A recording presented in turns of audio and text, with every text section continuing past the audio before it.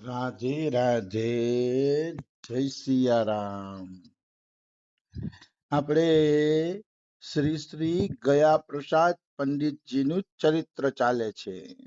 હા ગયા પ્રસાદ પંડિતજીના ચરિત્રમાં આપણે અંતર્મુખી વ્રતિની વાતચીત ચાલે છે. આજે કદાચ ગયા પ્રસાદ પંડિતજીની અંતર્મુખી વ્રતિ કેવી હતી એના થોડાક પ્રસંગો આવશે આજે આની અંદર, હા કે એની અંતર્મુખી વ્રતિ કેવી હતી. તો જે બહિર્મુખ સાધક છે એ પોતાની ઇન્દ્રિયો અને અંતઃકરણને ક્યારેય વશમાં કરી શકતો નથી. હા એ શક્ય નથી, એ સંભવ નથી, કારણ કે એ બહિર્મુખ છે. અને જ્યારે મનુષ્ય બહિર્મુખ થાય છે ત્યારે એની ઉપર સંસારના જે વિકારો છે એ વિકારો છે ને ધાવા બોલે છે. બિલકુલ. એના એના એના ઉપર ચડી બેસે છે એને લડાઈ કરવા માટે. એટલે બહિર્મુખ ક્યારેય થવું નહીં. અને બહિર્મુખ વ્યક્તિ છે ને એની વિચારવાની સામર્થ્ય ધીરે ધીરે ખતમ થઈ જાય છે. હા બહિર્મુખ વ્યક્તિ પછી વિચારી નથી શકતો પોતાના કલ્યાણનું. જેમ કે કોઈ દારૂડિયો હોય, જુગારીઓ હોય, આવો બહિર્મુખ વ્યક્તિ હોય, એને તમે ભગવાનની ભક્તિનું કહેશો તો દંડો ઉપાડશે. રાખ તારો ભગવાન તારી પાસે કોઈ દી આવી વાત કરતો નહીં, એમ જ કહેશે આપણે. કારણ કે એને પોતાના કલ્યાણનું વિચારવાની શક્તિ રહી નથી. બહિર્મુખતા એટલી ખતરનાક છે હા કે પછી જીવ પોતાના કલ્યાણનું વિચારી શકતો નથી. આવી વસ્તુ છે. એટલે બહિર્મુખતા છે એ ઘટાડવી જોઈએ. હવે ગયા પ્રસાદ પંડિતજીની અંતર્મુખતા ઉપર જોઈએ. आपकी स्वयं की अंतर्मुखता की तो सीमा ही टूटी गई. કૃષ્ણદાસ એના શિષ્ય લખે છે, જે કૃષ્ણદાસ અત્યારે ગયા પ્રસાદ પંડિતજીની સમાધિના મહંત જ કહેવાય, એ જ સમાધિ હાચવીને બેઠા છે. કૃષ્ણદાસ કૃષ્ણદાસ એમ બોલે છે કે મારા ગુરુજીની અંતર્મુખીતા તો એવી હતી ને કે જાણે સીમાડા તોડી નાખ્યા. હા એવી અંતર્મુખતા હતી. रात दिन प्रतिक्षण निकट रहवे वारे हूँ को यह नहीं जान पाए कि आप का साधन कियो करे हैं. બહુ દિવ્ય વાત છે. ગયા પ્રસાદ પંડિતજીની નજીક રહેતા ને ઈ પણ જાણી ન શકતા કે ગયા પ્રસાદ પંડિતજી શું સાધન કરે છે. ક્યારેક એવું લાગે જાણે બેઠા છે તો બેઠા જ છે, હા એવું લાગે. ક્યારેક એવું લાગે કે હાથમાં માળાઈ નથી, કઈ નથી, તો શું સાધન કરતા હશે. પણ ઈ કોઈ જાણી શકતું નહીં. કોઈ એટલે કોઈ જાણી શકતું નહીં કે ગયા પ્રસાદજી શું સાધન કરે છે. સવાર સાંજ સત્સંગ કરી લઈએ, સવારે માળા કરી લે ને, પણ બાકીના સમયમાં ઝાડવા નીચે બેઠા હોય, હવે નામજપ કરતા હોય કે લીલા ચિંતન કરતા હોય, કે એનું મન કોઈ બીજી દુનિયામાં વયું ગયું હોય, જે કાંઈ હોય પણ કોઈને ખબર પડતી નહીં. હા ને જો રમેશ બાબાનું એવું જ છે કે વાસ્તવમાં શું ચિંતન કરે છે આજ સુધી કોઈને ખબર નથી. હા અમારા બાબા તો ખેર માળા કરે છે એટલે દેખાય કે ભાઈ 3 વાગ્યાથી લઈ અને બપોરના 2 વાગ્યા સુધી 3 વાગ્યા સુધી માળા કરે છે. હા તો અમારા બાબાની તો માળા દેખાય છે, પણ રમેશ બાબા તો શું સાધન કરે છે દેખાતું જ નથી. ભલે ઈ કથા કઈ રાખતા, પેલા ભાગવતની કથા સત્સંગ ને પ્રવચન નહીં કરતા, અત્યારે તો ઈ ખુરશીમાં છે અને સત્સંગ ઓછો કરે છે, તો શું સાધન કરતા હશે આખો દી? માળા તો ઈ લેતા નથી. હા તો કે ભાઈ આ બધા મહાપુરુષો અંતર્મુખી હોય, એ આપણે ખબર ન પડવા દઈએ કે ઈ અંદરથી શું કરે છે. બિલકુલ. એની સાધના છે ને અંદરની સાધના હોય, બારે એને કોઈને દેખાડવાનું રહેતું નથી. એમની જે સાધનાઓ છે એ અંદરની સાધનાઓ હોય છે. અને અંદરની સાધનાનું કોઈ વર્ણન ન થઈ શકે. એ તો કેવલ ભગવાન જાણે, કાં તો એ સાધક જાણે, અને કાં તો કોઈ પહોંચેલો વ્યક્તિ જાણે. એના સિવાય બીજું કોઈ જાણી શકતું નથી. તો ગયા પ્રસાદ પંડિતજી શું સાધન કરતા ઈ જાણી सकता नहीं है. मंदिर की परिधि के भीतर कौन कौन रह रहे हैं, कौन को कितनो वेतन मिले है, कौन का करे है का नहीं, भूल के भी यह जानने की चेष्टा नहीं की। બહુ અગત્યની વાત છે ગયા પ્રસાદજીની. ગયા પ્રસાદ પંડિતજી લક્ષ્મી નારાયણ મંદિરની અંદર રહેતા પહેલા પહેલા.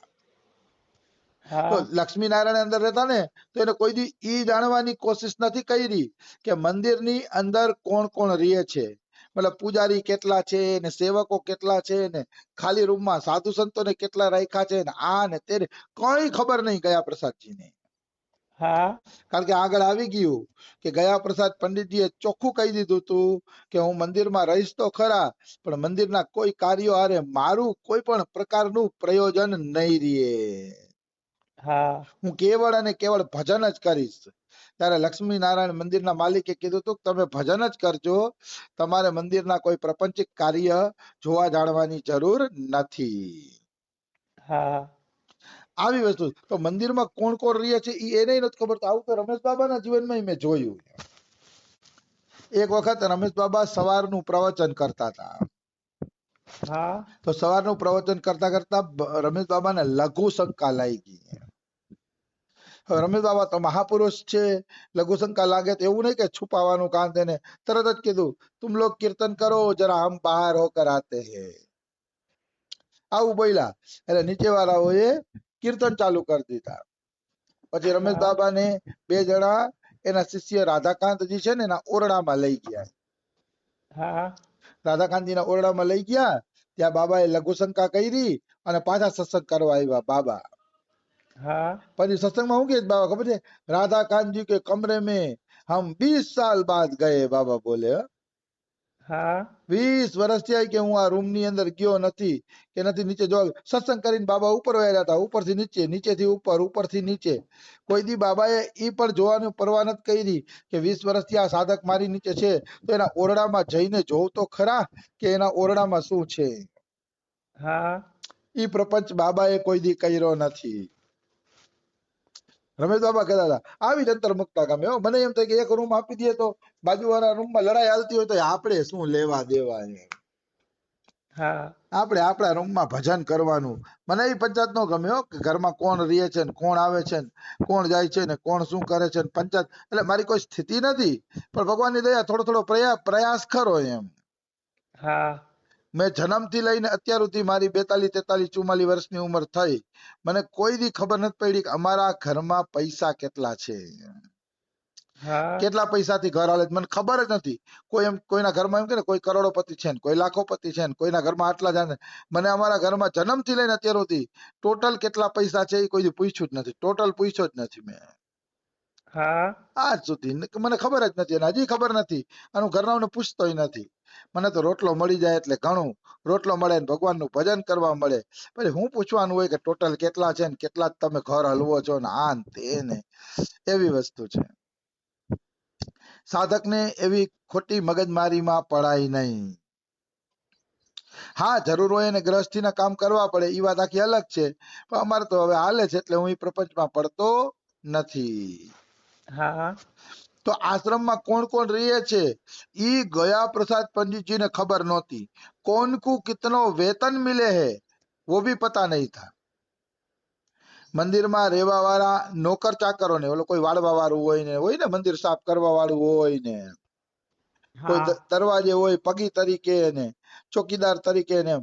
તો મંદિરમાં કોણ નોકર ને કેટલું વેતન મળે છે, કયો નોકર કેટલા વાગ્યાથી કેટલા વાગ્યા સુધી નોકરી કરવા આવે છે, આ તે પંડિતજીને કાંઈ ખબર નહીં. ગયા પ્રસાદ પંડિતજીને એની કાંઈ ખબર હતી નહીં. આવી વસ્તુ છે. એટલે પંડિતજી આમાં કઈ ધ્યાન દેતા નહીં ને દેવું પણ ન જોઈએ. આને જ કહેવાય અંતર્મુખી વ્રતિ.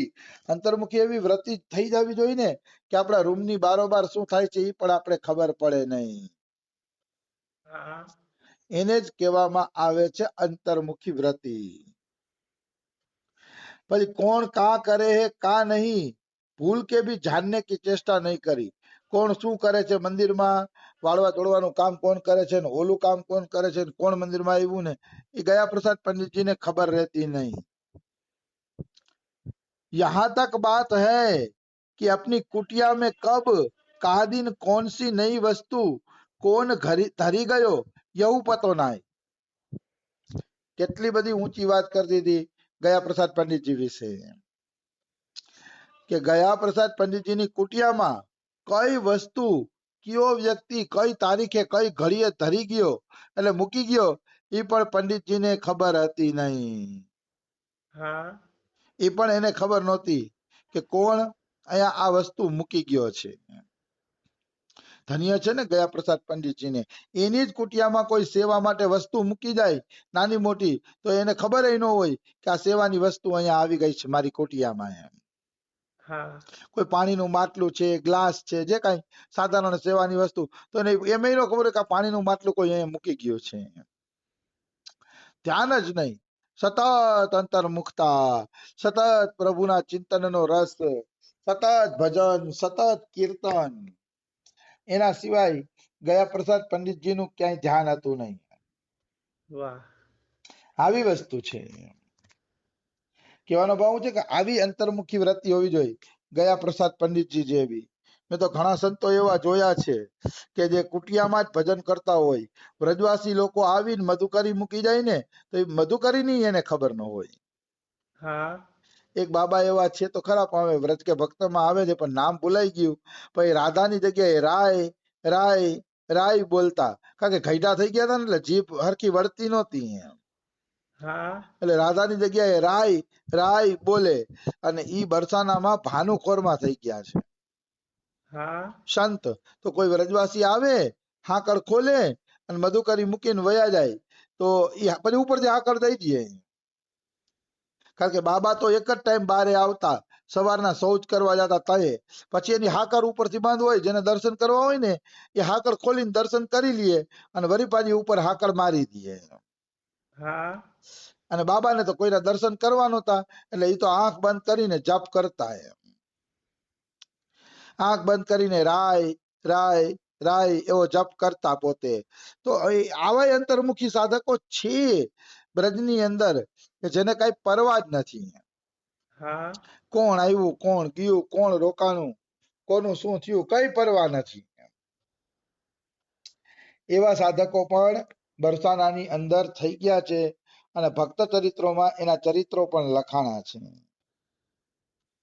એમાં કોઈ શંકા નથી. આવું હોવું જ જોઈએ. અંતર્મુખી બન્યા વગર આ રસ કોઈને મળતો નથી. બિચારા ઘણા લોકો આ રસને મેળવવા માટે ઝંખે છે કે ભગવાનની લીલાઓનો રસ લઈ ચિંતનનો રસ લઈ આ તે, પણ એને ખબર જ નથી કે વ્રતિ જ અંતર્મુખી નથી તો કઈ રીતે તમે રસ લઈ શકશો. એમ બિલકુલ. વ્રતિ તો તમારી અંતર્મુખી બનવી જોઈએ ને. હા આવી વસ્તુ છે. તો ગયા પ્રસાદ પંડિતજીને 4-6 મહિના સુધી ખબર ન પડતી કે મારી કુટિયામાં કોઈ આ વસ્તુ રાખી ગયો છે. હા અને 4-6 મહિના પછી જયારે ગયા પ્રસાદજીને ખબર પડતી કે ના કે આ વસ્તુની જરૂર પડી, એમ કે ભાઈ પાણી પાવજો હોય તો કોઈ ઠંડા પાણીનો લોટો પીવડાવતું ને ત્યારે પૂછતા કે લે આ લોટો ઠંડા પાણીનો આટલો જલ્દી ક્યાંથી આવી ગયો, કુવામાં જ પાણી ભરવા નથી ગયો તો કે ના ગુરુજી કુટિયામાં માટલું આવી ગયું છે. એ માટલું ક્યારે આવ્યું તો કે ગુરુજી 6 મહિના થઈ ગયા. હા 6 મહિના સુધી એને ખબર ન પડતી કે માટલું મારી કુટિયાની અંદર આવી ગયું છે. આવી અંતર્મુખીતા હતી ગયા પ્રસાદ પંડિતજીની કે જ્યારે એ વસ્તુનો પ્રયોગ કરવાનો સમય આવતો ને ત્યારે એને ખબર પડતી કે મારી કુટિયામાં તો આ વસ્તુ છે. નહીતર એને ખબર નહોતી કે મારી કુટિયામાં આવી વસ્તુ છે કે નથી. હા એવી સ્થિતિ ગયા પ્રસાદ પંડિતજીની હતી. ભગવાનની દયા છે. હું તો આવી સ્થિતિ બનાવવાનો પ્રયત્ન કરું. હું ભજન જ કરતો, હું આવી સંતોની સ્થિતિ જોઈને એવો બનવાનો પ્રયત્ન કરું કે આપણે ધ્યાન જ નહીં દેવાનું ઘરની અંદર શું ચાલે છે. હા ધ્યાન જ નહીં દેવાનું. જે હલતું હોય હરી ઈચ્છા, જે હલતું હોય પ્રભુની ઈચ્છા, મગજમારી નહીં કરવાની. મને ખબર હોય અમારા ઘરના ક્યારે ક્યાં પ્રોગ્રામમાં કયા જાય છે હા અને હું કોઈથી પૂછું નહીં, મને ગમે નહીં એવું. આ વખાણ જ કરતો પણ પ્રયાસ છે આ દિશામાં થોડા થોડા એટલે. હા હા તો સમય થઈ ગયો છે. ગયા પ્રસાદજીની અંતર્મુખીતા વિશે કાલે લઈ લેશી. રાધે રાધે, જય સિયા રામ. રાધે રાધે, જય શ્રી